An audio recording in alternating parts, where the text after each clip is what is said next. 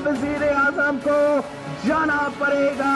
31 दिसंबर तक तमाम पार्टियों के पार्लिमानी अरकान अपने इस्तीफे पार्टी कायदीन के पास जमा करा दें। सारे मेंबरान असेंबली के इस्तीफे अपने पार्टी क़यादत के पास जमा होंगे। ये हुकूमत इंशाअल्लाह ताला आखिरी धक्के के बाद जाने वाली है। इस साल के खत्म होने से पहले पहले घर वापस जाने वाली है। जनवरी का आखिरी महीना है। 400-500 इस्तीफे जब आ जाएंगे, तुम्हारा एक दिन इस मुल्क में वजीर आजम, जाली वजीर आजम रहना मुश्किल है। अस्सलाम वालेकुम नाज़रीन, टू द पॉइंट के साथ मैं हूं मंसूर अली खान। प्रोग्राम में आपको खुशामदीद कहेंगे। नाज़रीन, ऑपोजिशन की हुकूमत गिराओ तहरीक चली, कहा गया कि वजीर आज़म का इस्तीफा लेंगे। इसमें नाकामी हुई तो कहा गया कि तमाम ऑपोजिशन जमातें असेंबलियों से इस्तीफा देकर हुकूमत को घर भेज देंगे। इस्तीफा लेना हो या इस्तीफे देने हो, सभी डेडलाइंस गुजर गई लेकिन कुछ ना हुआ। जूं जूं पीडीएम का काफिला आगे बढ़ा, ऑपोजिशन अपने ऐलानात से पीछे हटती गई। फैसलों में यू टर्न आते गए, कभी ज़िमनी इलेक्शन में हिस्सा ना लेने पर यू टर्न तो कभी सेनेट इलेक्शंस ना लड़ने पर यू टर्न। ऑपोजिशन इत्तेहाद की गाड़ी पटरी से उतरती गई। वो ऑपोजिशन इत्तेहाद जो हुकूमत के लिए मुश्किलात पैदा करने चला था, अब खुद मुश्किलात से दो चार है। बार बार फैसलों में यू टर्न लेने पर माय डियर ऑपोजिशन से मेरे 9 सीधे सीधे सवाल हैं। सवाल नंबर 1, पीडीएम ने फैसला किया था कि 31 दिसंबर से पहले तमाम अरकान कायदीन को इस्तीफे जमा करवा देंगे, तो उस फैसले पर अमल दरामद क्यों ना हुआ। सवाल नंबर 2, अगर पीडीएम ने सेनेट इलेक्शंस में हिस्सा लेना था तो फिर इस्तीफों का ऐलान क्यों किया गया था। सवाल नंबर 3, क्या पीडीएम ने इस्तीफों का ऐलान पीपल्स पार्टी की मुशावरत और इजाजत के बगैर किया था। सवाल नंबर 4, अगर इस्तीफों का ऐलान सिर्फ एक सियासी चाल थी तो क्या यह चाल अवाम को गुमराह करने के लिए चली गई थी। सवाल नंबर 5, पिछले 4 माह में पीडीएम ने बड़े बड़े फैसले और ऐलानात किए, लेकिन फिर इन फैसलों पर यू टर्न किसके कहने पर लिया गया। सवाल नंबर 6, क्या पीपल्स पार्टी ये नहीं समझती कि जलसों और मुजाहिरों से हुकूमत गिराने के लिए मियां नवाज शरीफ को मुल्क वापस आना पड़ेगा। सवाल नंबर 7, क्या पीपल्स पार्टी ने इस्तीफे इसलिए नहीं दिए कि हुकूमत गिराने के लिए सिंध में अपनी हुकूमत गिरानी पड़ेगी। सवाल नंबर 8, ऑपोजिशन जमातें अभी भी इस्तीफों की बात पर कायम है, क्या अब सेनेट इलेक्शन के बाद इस्तीफे दिए जाएंगे। सवाल नंबर 9, पीपल्स पार्टी अब तहरीक अदम एतमाद की बात कर रही है, कि ऑपोजिशन के पास इस तहरीक के लिए ऐवान में नंबर्स भी पूरे हैं या नहीं। इन तमाम सवालों के जवाब ढूंढने की नाज़रीन कोशिश करेंगे अपने पैनलिस्ट का। मैं सबसे पहले इंट्रोडक्शन कराता हूं। पाकिस्तान तहरीक इंसाफ से अंदलीप अब्बास साहबा आज हमारे साथ मौजूद हैं। मुस्लिम लीग नवाज से डॉक्टर तारिक फजल चौधरी साहब आज हमें ज्वाइन कर रहे हैं। पाकिस्तान पीपल्स पार्टी से शैला रजा साहबा हमारे साथ मौजूद हैं और तज्ज़ियाकार और एंकर पर्सन सना बुच्चा साहबा भी आज हमें ज्वाइन कर रही हैं। नाज़रीन, आज की जो डेवलपमेंट है जरा उसके ऊपर भी सबसे पहले नजर दौड़ा लेते हैं। आज इमरान खान साहब ने एक ऑफर करवाई है और वो ऑफर है अपोजिशन के लिए कि मैं इस्तीफे दे देता हूं, लेकिन शर्त यह है कि आप सबसे पहले जो लूटी हुई दौलत है उसे वापस लेकर आएं। और ये सारा उस तनाजुर में कहा गया है जब मुस्लिम लीग नून की जानिब से यह कहा गया, मरियम औरंगजेब साहबा ने कहा कि कप्तान कब घर जाएंगे ये भी उनको टीवी देखकर पता लगेगा। तो मामला है क्या, दोनों इस किस्म की बातें क्यों कर रहे हैं। मेरे ख्याल में सबसे पहले अंदलीप साहबा से पूछ लेते हैं। अंदलीप साहबा, ये मजाक था, ये ऑफर क्या थी, कुछ समझ नहीं आ रही, वजीर आजम ने इस किस्म की बात क्यों कही। मंसूर देखें, हमारा जो मेन ऑब्जेक्टिव है या गोल है, आपको भी पता है कि वो था जी अकाउंटेबिलिटी और करप्शन के ऊपर काबू पाना।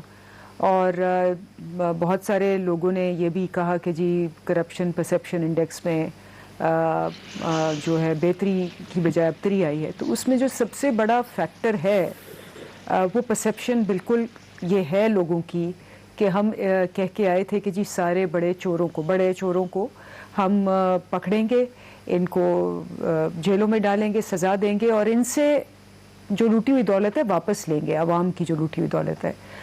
अब उसके अंदर जो सबसे बड़ा फैक्टर हुआ, आई थिंक वो नवंबर के एंड में हुआ, 2019 या दिसंबर में हुआ, वो जो एक कन्विक्टेड चार्ज्ड मुजरिम मुलजिम इश्तिहारी भगौड़ा, वो जो चीफ जस्टिस लाहौर ने कहा कि जी एक चार्ज्ड कन्विक्टेड मुजरिम मुलजिम भगौड़ा इश्तिहारी वांटेड एक पूरा चकमा दे के सिस्टम को, आवाम को रोता छोड़ के बाहर भाग गया है। उससे ऑब्वियसली एक तासुर ये फैला कि जी जो अकाउंटेबिलिटी का प्रोसेस है ये वही हुआ है जो पहले हुआ था। ये भाग गए थे, सरूर कोई सारे पैलेस चला गया, कोई सरूर पैलेस चला गया और 10 साल के लिए गायब हो गए, और इनके वो जो फ्लैट्स थे या जो कुछ भी था वो सारी तहकीकात भी बंद हो गई, फिर जो कुछ वो सब ने देखा। तो ये डेफिनेटली ये एक तासुर फैला। तो हमें बड़ा क्लियरली ये बार बार हम ये कहते हैं कि जी देर है ऑब्वियसली, क्योंकि ये सिस्टम जो है ये क्रिमिनल्स को प्रोटेक्ट करने के लिए बनाया गया था, क्रिमिनल्स से ही।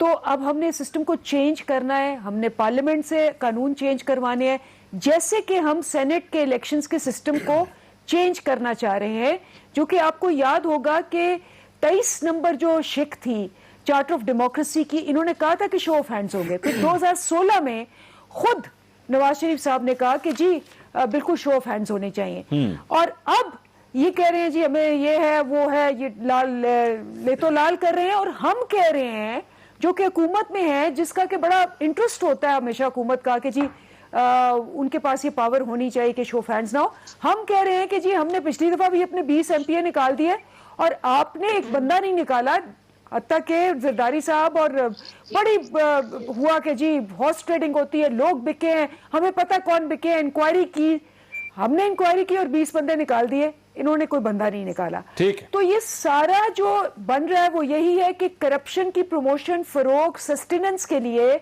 ये सारा कुछ ये कर रहे हैं।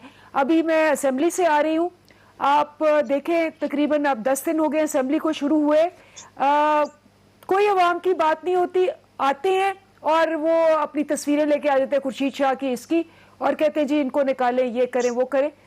इसीलिए इनका सारा जो पीडीएम था, पाकिस्तान डेड मूवमेंट हो गई, वो पाकिस्तान डेड मूवमेंट हो गई। अच्छा। लोग नहीं निकले, हाँ ये नहीं निकले, लोग जो है चोरी और उसके खिलाफ निकलते हैं। ठीक है, मुझे जरा इजाजत दीजिए, लोग उनको बचाने नहीं निकलते। ये डॉक्टर तारिक फजल चौधरी साहब, as a prime minister we will reassure them कि हम अकाउंटेबिलिटी करेंगे और हम हर चीज करने को तैयार हैं। अगर इस पे कई दफा प्राइम मिनिस्टर ने कहा है कि मुझे अगर ये गवर्नमेंट छोड़नी पड़ी मैं छोड़ दूंगा, लेकिन एनआरओ नहीं दूंगा। मुझे इजाजत दीजिएगा। डॉक्टर तारिक फजल चौधरी साहब, जब दो टीमें आपस में मैच खेलती हैं तो एक स्टेज ऐसी होती है जिसमें वो एक दूसरे को आंखें दिखाते हैं, एक दूसरे को नीचा दिखाने की कोशिश करते हैं, लेकिन अगर मुकाबला एक तरफा होना शुरू हो जाए ना तो फिर एक टीम जो है वो दूसरे के साथ मजाक करना शुरू कर देती है। उनका जब खिलाड़ी आउट होता है तो वो उसके ऊपर हंसते भी हैं। मुझे इस तरह की फीलिंग आ रही है कि हुकूमत जो है वो अब ऑपोजिशन के साथ शायद मजाक करने की स्टेज के ऊपर आ गई है। आपकी पाकिस्तान डेमोक्रेटिक मूवमेंट को पाकिस्तान डेड मूवमेंट कह रही है, और इमरान खान साहब कह रहे हैं लेना है इस्तीफा ले लो, पहले लुटी दौलत वापस लेके और फिर ले लेना इस्तीफा। आई मीन इस तरह लग रहा है जैसे ऑपोजिशन की जमातों का एक्चुअली मजाक उड़ाया जा रहा है इमरान खान साहब की जानिब से। बिस्मिल्लाहिर्रहमानिर्रहीम। खान साहब मजाक तो ये पूरी कौम का उड़ा रहे हैं, पूरे सिस्टम का उड़ा रहे हैं। जिस अंदाज से ये हुकूमत में आए हैं, जिस अंदाज से ये हुकूमत कर रहे हैं, कंटेनर इन्होंने एम्पायर की फैक्ट्री से तैयार कराया, एम्पायर को वहाँ पे बुलाते रहे, एम्पायर की मदद से अब हुकूमत कर रहे हैं। तो ये सारा मजाक तो इन्होंने बनाया हुआ है, अपोजिशन का नहीं, पूरे मुल्क का। और अंदलीब ने कहा कि नवाज शरीफ भगोड़ा है, तो इमरान खान साहब भी भगोड़े हैं। ये यहाँ इश्तिहारी अगर नवाज शरीफ को पाकिस्तान की अदालतों ने किया हुआ है तो उन्हें अमेरिकन अदालतों ने इश्तिहारी डिक्लेयर किया हुआ है। बतौर वज़ीर आज़म वो अमेरिका जाते हुए डर रहे थे कि कहीं मुझे वहाँ पे उन्होंने पकड़ लें। तो इसलिए जब आप शीशे के घर में बैठे हों तो ज़रा एहतियात से पत्थर फेंका जाता है, और आप तो बहुत ही नाजुक शीशे के घर में बैठे हुए हैं, इसलिए एहतियात से बातें किया करें। दूसरी बात यह जी कि इन्होंने फरमाया कि आवाम जो है वो चोरी के ख़िलाफ़ निकलते हैं। मुझे बताएं कि कौन सा चोर है जो इनके साथ आज नहीं मिला हुआ। इसीलिए तो लोग जो है वो सरापा एहतजाज हैं, इसीलिए तो लोग बाहर निकल रहे हैं। ठीक, यानी जब ट्रांसपेरेंसी इंटरनेशनल की रिपोर्ट अभी शाया नहीं होती थी तो इमरान खान साहब पहले माइक पे आ जाते थे। ट्रांसपेरेंसी इंटरनेशनल ने यह कह दिया जी पाकिस्तान में बड़ी करप्शन होगी, जब वो खुद अपोजिशन में थे, और बाकायदा प्रेस कॉन्फ्रेंसेस किया करते थे। आपको याद होगा, कुछ आपके पास सेव भी होंगी उनकी, ट्रांसपेरेंसी इंटरनेशनल के ऊपर प्रेस कॉन्फ्रेंसेस। आज ट्रांसपेरेंसी इंटरनेशनल ये कह रही है कि पाकिस्तान में करप्शन में इजाफा हुआ है। वो चोर कौन है? वो चोर वही है जो इनके कोई दाएं बैठे हैं, कोई बाएं बैठे हैं। वो आटा चोर हैं, वो चीनी चोर हैं, वो कब्जा माफिया है, वो सारे के सारे लोग इनके साथ हैं। अभी वो दवाइयों वाले ने वो 6 अरब का डाका डाला, इन्होंने उसे निकाल दिया। अब अंदलीब साहिबा जैसे लोग हैं जो नई वजीर, उनका दाव तो नहीं लग रहा, लेकिन जिनका दाव लगा हुआ है वो उनका बिल्कुल लगा हुआ है। और ये जो बातें हैं ना कि जनाब NRO नहीं दूंगा, NRO आपने हर उस बंदे को दिया हुआ है जो आपकी गवर्नमेंट में बैठ के चोरी कर रहा है, करप्शन कर रहा है, डाके मार रहा है। ये जो चीनी वाला सारा स्कैंडल था, मैंने आपको प्रोग्राम भी देखे, इस पे आपकी क्या राय है कि लोगों को उन्होंने सरफे नज़र नहीं किया? जो माफियाज उनके साथ हैं, जो ज़ख़ीरा अंदोज़ी भी कर रहे हैं, जो महंगाई का सबब बन रहे, कहते हैं माफिया हैं, तो माफिया की सरपरस्ती कौन कर रहा है? क्यों नहीं उन्हें पकड़ रहे आप? ठीक है, या तो आप नाअहल हैं या फिर आप जो है उनको पकड़ना नहीं चाहते। ठीक। तो पूरी दुनिया में जो परसेप्शन पाकिस्तान की इस वक्त है वो ये है कि आपके मुल्क में करप्शन में इजाफा हुआ है। अंदलीब के अपनी पार्टी के MNAs, अटक से मेजर ताहिर सादिक साहब का इंटरव्यू देखा है आपने? उन्होंने कहा करप्शन में इजाफा हुआ है। इस्लामाबाद से MNA इनके कह रहे हैं कि जनाब रेट बढ़ गए हैं। तो किस चीज को आप ताने और कोसने दे रहे हैं? ठीक है सर, NRO को आप अपने लोगों को दे रहे हैं जिन्हें पकड़ना चाहिए, गिरफ्तार करना चाहिए, आप उनके खिलाफ कोई काम नहीं कर रहे। शैला साहिबा, ये सारी गुफ्तगू आपने सुनी। मैं फिरदौस आशिक अवान साहिबा का एक बयान आज देख रहा था, उन्होंने बड़ी हैरानकुन बात की। उन्होंने कहा कि मौलाना फजल रहमान का और बिलावल भुट्टो साहब का और जरदारी साहब का सॉफ्टवेयर अपडेट हो गया है। ये क्या मतलब है इस बात का? मुझे समझ नहीं आई। ये सॉफ्टवेयर किस तरह अपडेट होता है सियासतदानों का? जिस तरह खातून को अभी तक ये नहीं पता कि उसकी अगली पार्टी कौन सी होगी जिसमें वो बैठी होंगी और दिफा कर रही होंगी, तो अपनी बातों को वो खुद ही बयान करें, मैं कोई उनकी स्पोक पर्सन तो हूँ नहीं।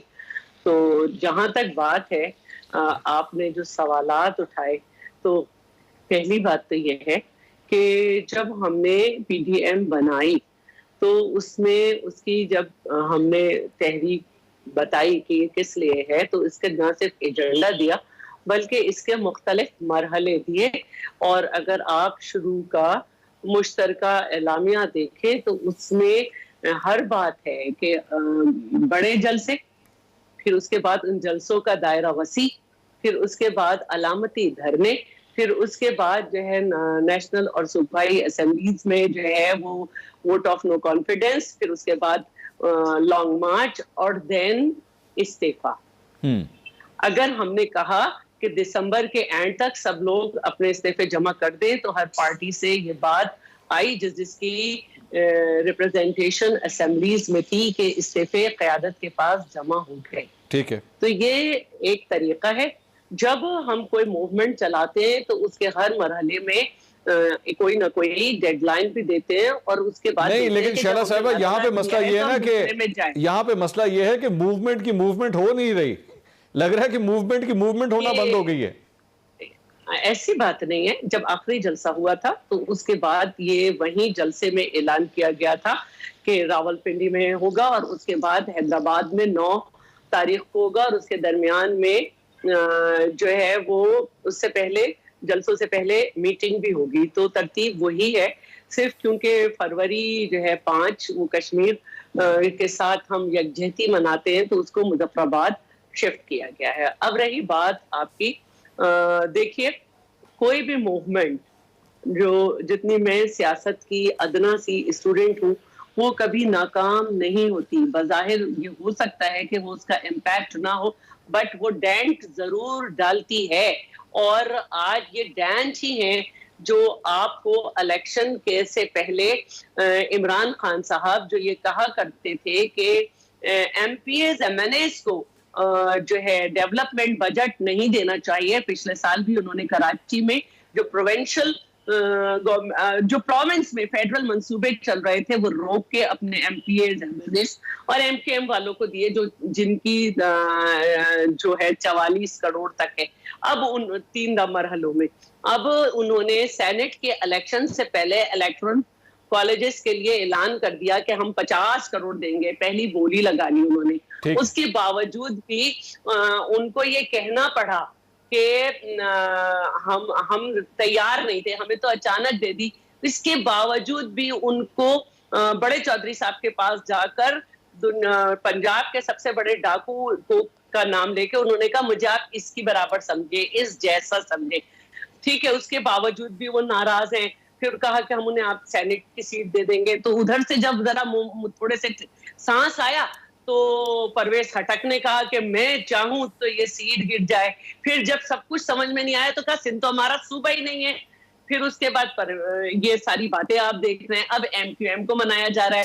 एमक्यूएम बेचारी वो बैसाखी है जो अपॉक्सी से लगी है और जो कि मजबूत तरीन बॉन्ड है, बॉन्डिंग के काम आती है, कि अब वो सेंसस में भी बात नहीं कर रहे। ठीक, एक ब्रेक शैला साहबा मुझे लेनी है, उसके बाद सना बुच्चा साहबा चूंकि एक तजियाकार हैं, न्यूट्रली वो इस सारी सिचुएशन को किस तरह देख रही, क्योंकि पार्टियों का मौकफ तो आपने सुन लिया, अब आगे क्या होना क्या है, क्योंकि जाहिर बात है पब्लिक भी यही सवाल कर रही है कि इतना जो ढोल ढमका किया था वो आखिर पहुंचा कहां तक। मजीद बात करते हैं एक ब्रेक के बाद, हमारे साथ रहिए।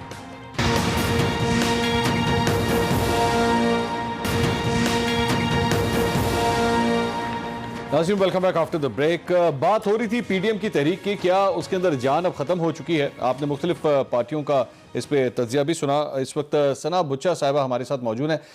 सना, अगर होलिस्टिकली अगर आप इस पूरी सिचुएशन को देखें तो क्या कह सकते हैं, क्या वाकई पीडीएम के अंदर दमखम नहीं रहा? इमरान खान साहब इन अ कंफर्ट जोन नाउ?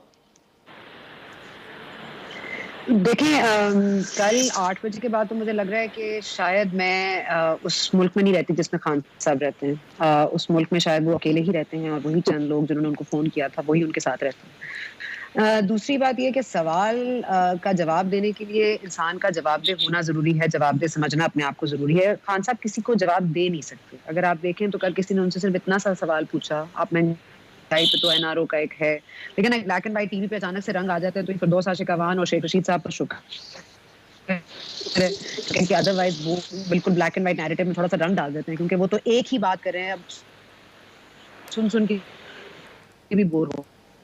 अब जो कल हमने गुफ्तगू सुनी, उनसे किसी ने सवाल किया कि आपका वजन माशाल्लाह आप इतने फिट हैं तो वो कैसे हैं, तो उन्होंने कहा कि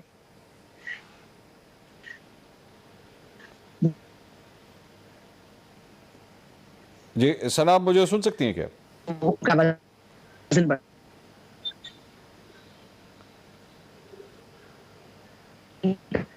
जी हम सना से गालिबन दोबारा रब्ता करने की कोशिश करते हैं। इस वक्त उनकी आवाज़ हम तक नहीं पहुंच रही। अच्छा, मैं आगे चलता हूँ। अंदलीप अब्बास साहबा, आज एक और डेवलपमेंट हुई है बीआरटी के हवाले से। सुप्रीम कोर्ट ने, सना मुझे सुन सकती हैं? आर यू विद मी?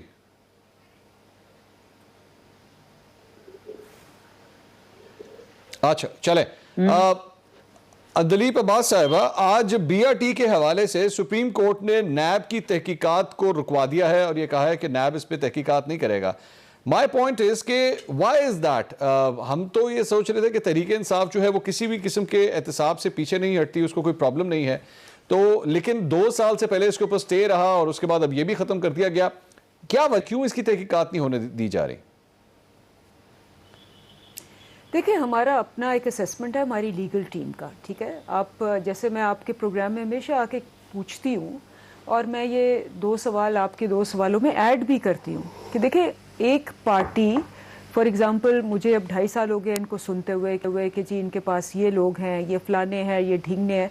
मैं हर दफ़ा आके सवाल करती हूँ कि अगर आप ऑपोजिशन हैं, मैं भी ऑपोजिशन में रही हूँ, आपको लगता है कि जी हमारे साथ जो लोग हैं वो ठीक नहीं हैं और आप समझते हैं कि इलेक्शन कमीशन में या नैब में आपकी सुनवाई नहीं हो रही, आप आगे जाएं। आप अपनी लीगल टीम के साथ आप लाहौर हाई कोर्ट जाएं, इस्लामाबाद जाएं, आप सुप्रीम कोर्ट जाएं। आप जाते नहीं हैं क्योंकि आपके पास कोई एविडेंस नहीं है। आप यहाँ बैठ के बस कहते हैं ये भी ऐसे है और उन लोगों के बारे में कहते हैं। मेरा दूसरा सवाल इनसे हमेशा ये होता है, मंसूर और वह आप ऐड कर लेना, कि ये उन लोगों के बारे में ज्यादा बात करते हैं जो 10 साल, 5 साल ये और 5 साल दूसरी, इन्होंने उन पे कुछ नहीं किया।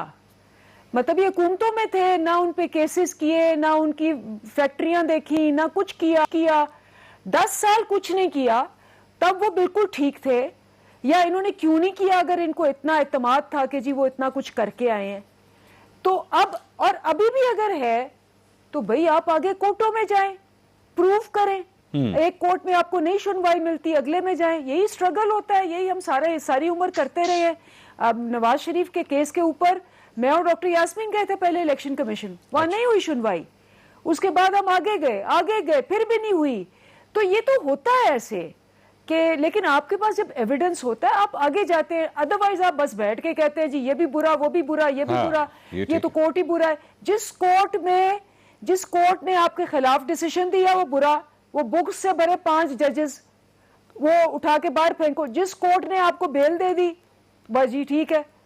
सो मेरा कहने का मतलब ये है कि बीआरटी के ऊपर हमारी लीगल टीम की ये पूरी उनकी थी कि जी इस पे जो जिस बेसिस पे इंक्वायरी या तहकीकात की जा रही हैं वो बेसलेस हैं। We disagreed with NAB, we went to a further court और हमारा मौकफ सही साबित हुआ। तो डॉक्टर साहब ये मैं इनको भी कहती हूँ कि इनको करना चाहिए। मुझे डॉक्टर साहब ये तो फिर पाकिस्तान तहरीक इंसाफ की जीत हुई ना, मतलब वो तो कह रहे थे कि जी हमने कानूनी मौकफ लिया, हम भी स्ट्रगल करते थे आप भी करें, लेकिन हमें तो अगर एक फैसिलिटी मिलती है तो इसमें फिर गलत तो नहीं है। फिर देखें बात यह है जी कि एक तरफ आप ईमानदारी के बड़े हाई पेडेस्टल पे खड़े हैं, एक तरफ आप ये कहते हैं जनाब के कोई भी चीज़ हमारी जो है वो हम खोलने के लिए तैयार हैं और सामने रख देंगे और हर चीज़ जो है वो हमारी साफ़ और शफाफ है। जब नैब आपके ख़िलाफ़ तहकीकात करता है तो सबसे पहले आप सुप्रीम कोर्ट में जाके स्टे लेते हैं और अब सुप्रीम कोर्ट ने नैब का जो केस है वो आगे चलने से ही उन्होंने रोक दिया कि आप इस पर केस ही नहीं कर सकते। ये लीगल टीम का मसला नहीं है।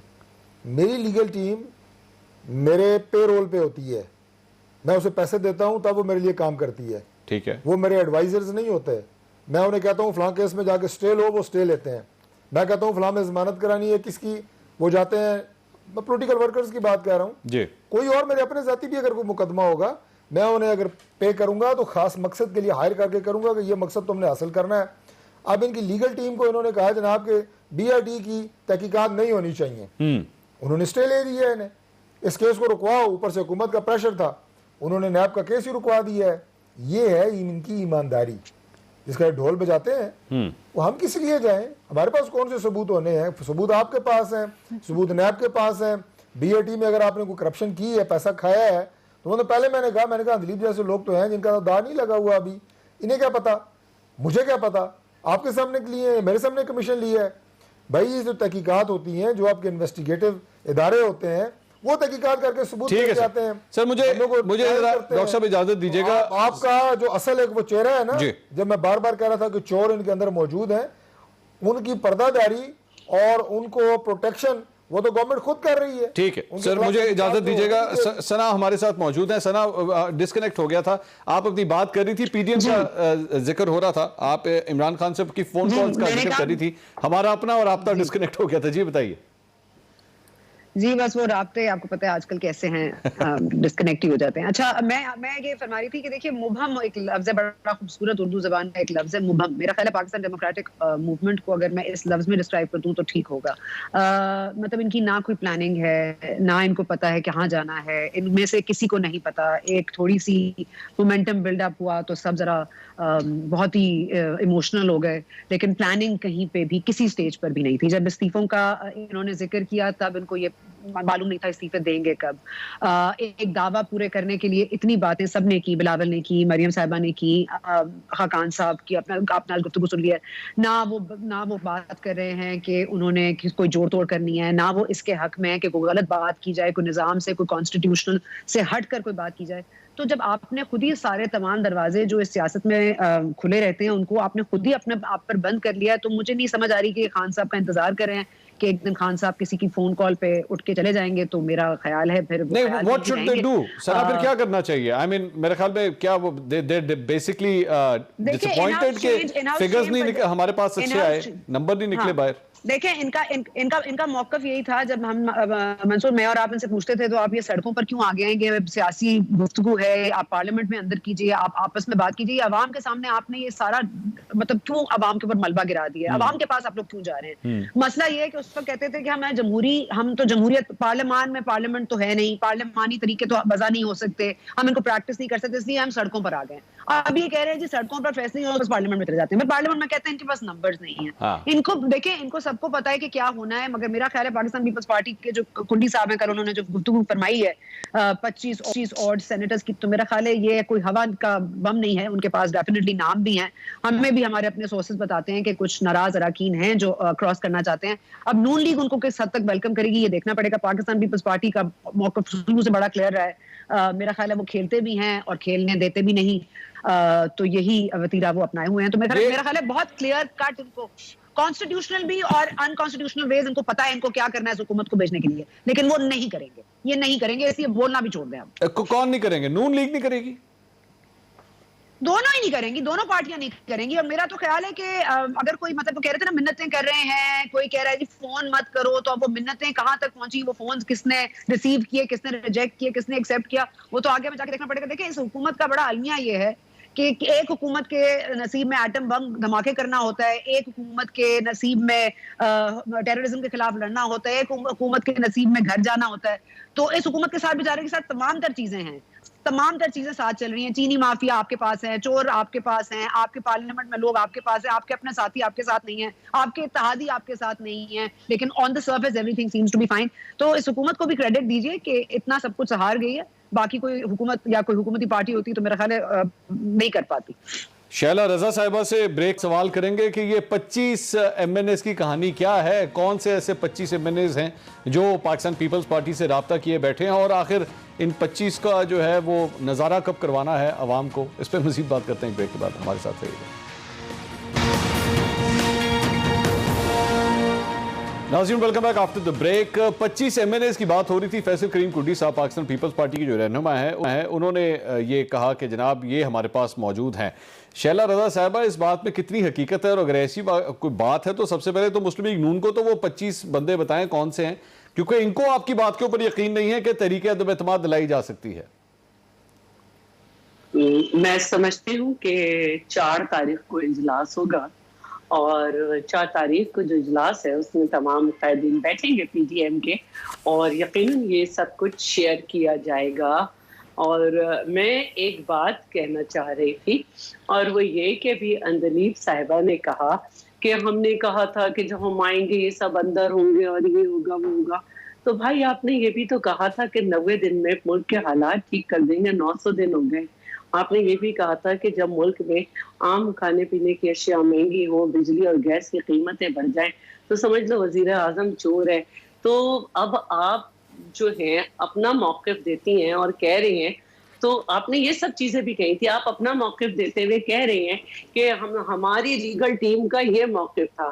तो भाई हम लोग तो वो लोग हैं 11.5 साल जेल में रहे, उसके बाद जो मुकदमे थे वो सबने देखे कि किस तरह के थे, फिर मुंतखब सदर बने, अब आप उन फिर मुकदमों को खोल के बैठ गए। हम फिर भी कुछ नहीं कह रहे। खुर्शीद शाह साहब जो हैं वो 1 साल से ज्यादा कैद है, उनके फ्रंटमैन जो हैं वो सारे तहकीकात से गुजर चुके, लेकिन अलीम खान के केस में बददियानती आ रही है, लेकिन उनसे कुछ नहीं हो रहा। फैसल वाडा को तलब नहीं किया जा रहा।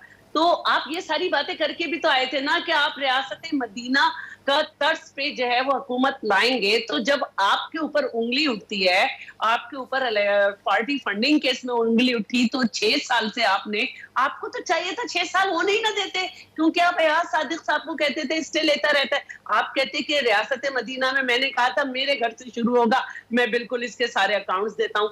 स्टेट बैंक को मालूम करना पड़ा, आम मुकर गए हर चीज से। फिर आपने कहा नहीं किया तो अकबर एस बाबर ने है, लेकिन पीपल्स पार्टी भी और दूसरी पार्टीज भी अपने साथ जो है वो शो करें, तो हमने तो जमा करा दिए।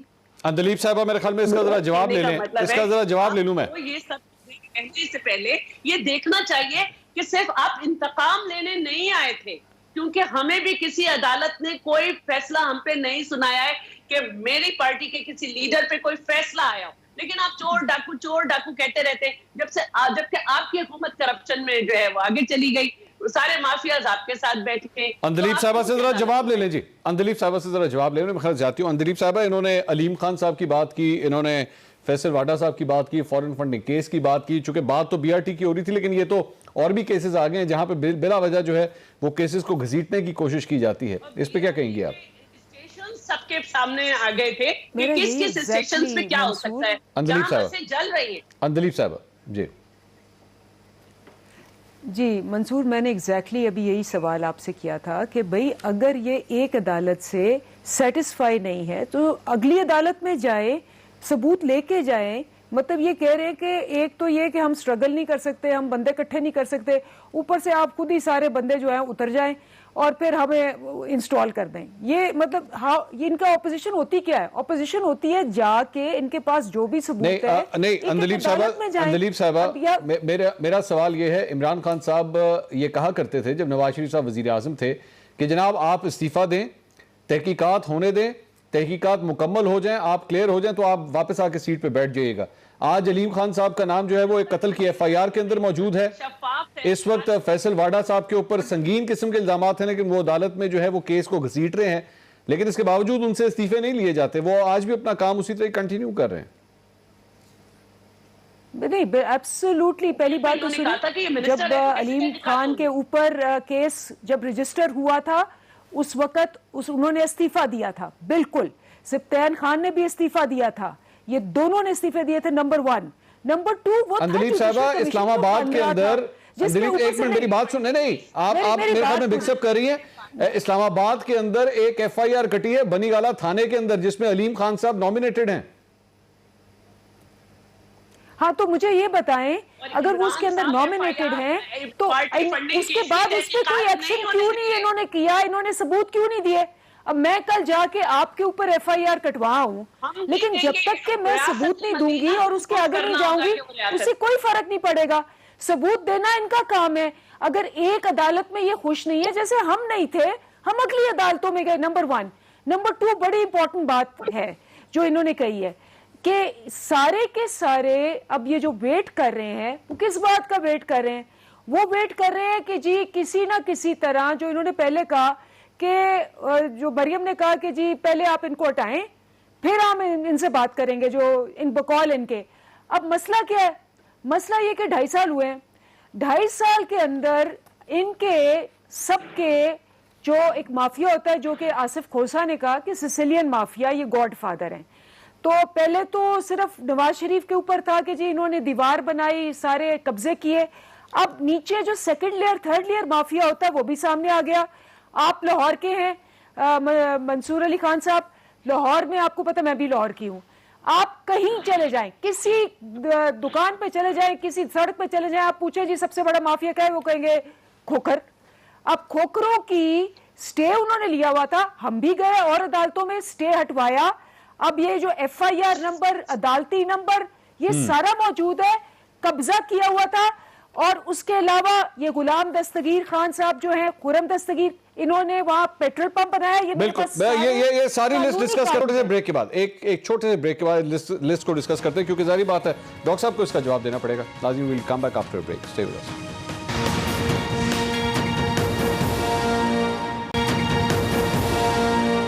नाज़रीन, welcome back after the break. बात हो रही थी अंदलीब अब्बास साहबा कब्जा माफिया के बारे में बात कर रही थी, खोखर बरादरान और खुरम दस्तगीर साहब के बारे में बात कर रही थी। डॉक्टर साहब, जहां तक नून लीग के ऊपर इल्जामात की बात है, आज तो आपके अपने पार्टी के 5 MPs ने भी प्रेस कॉन्फ्रेंस की और नवाज शरीफ साहब के ऊपर, मरियम नवाज साहबा के ऊपर बड़े संगीन इल्जामात लगाए हैं।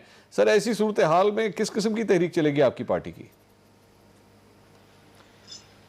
हाँ, देखिए जी, पहले प्रेस कॉन्फ्रेंस की बात कर लेते हैं। जिन 5 MPs का आपने कहा, ये सिर्फ मुसलमानों की नहीं बल्कि दुनिया की तारीख में इस तरह के जो लोटे होते हैं और साशी किरदार जो अपने ज़ाती फ़ायदों के लिए बिक जाते हैं, वो मौजूद रहे हैं।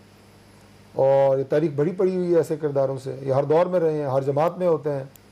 तो लिहाजा इनके बारे में तो मैं मज़ीद इससे ज़्यादा कुछ नहीं कहूँगा। जहाँ तक ताल्लुक़ है कब्ज़ा माफिया का, बड़ी इंटरेस्टिंग बात है कि अंदलीब अब्बास साहबा एक तरफ ये कह रही हैं कि अगर आपके पास कुछ सबूत हैं तो आप अदालतों, आपने अलीम खान साहब के ख़िलाफ़ जो FIR दर्ज हुई है उसका 2 दफ़ा जिक्र किया। इन्होंने कहा हाँ जी सबूत है तो जाएं। सबूत ये है कि बंदा कत्ल हुआ है, इससे बड़ा और क्या सबूत होगा?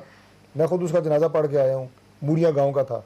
अभी भी ये कह रही है सबूत है तो आप बात करें, यानी बंदा मार दिया है लेकिन सबूत अभी नहीं है।